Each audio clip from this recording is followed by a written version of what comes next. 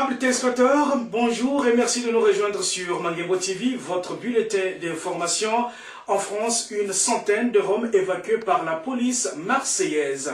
La police a procédé ce jeudi à l'expulsion d'une centaine de Roms, dont un tiers d'enfants qui avaient érigé un campement de fortune sur les pelouses marseillaises à la porte d'Aix, l'une des principales entrées dans la ville.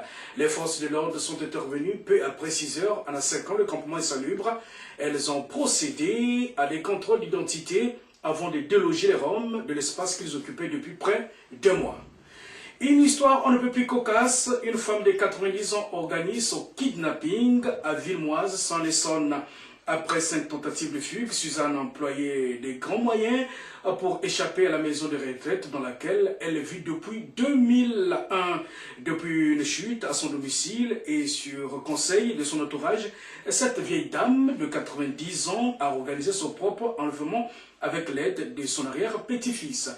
Le faux kidnapping s'est déroulé jeudi dernier lorsque, vers 21 h, Laurence, la directrice de la résidence Château de Villemoise en Essonne, s'aperçoit qu'une pensionnaire manque à l'appel. Elle prévient immédiatement la police. Pendant toute la nuit, les équipes cynophiles passent le parc de la résidence au peigne fin en vain.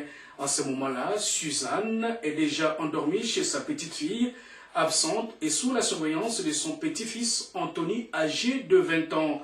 Ce dernier avait fait appel à un ami pour aller chercher son arrière-grand-mère dans sa chambre de la maison de retraite.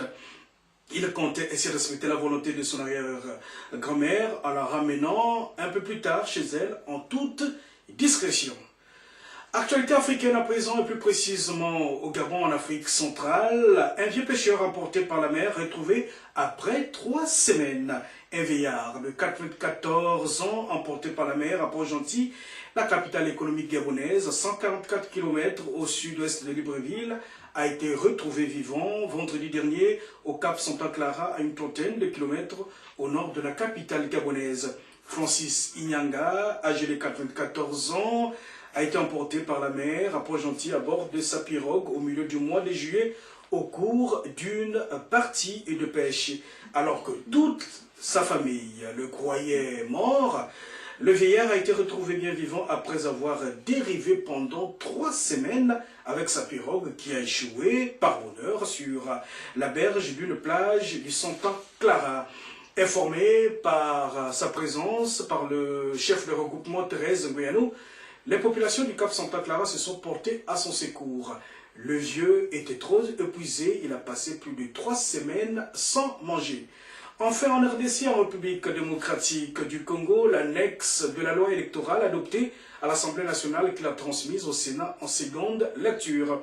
L'Assemblée nationale a voté par 375 voix sur 386 votants, 6 contre et 5 abstentions, les annexes de la loi électorale, dès lors transmis au Sénat pour 2e lecture.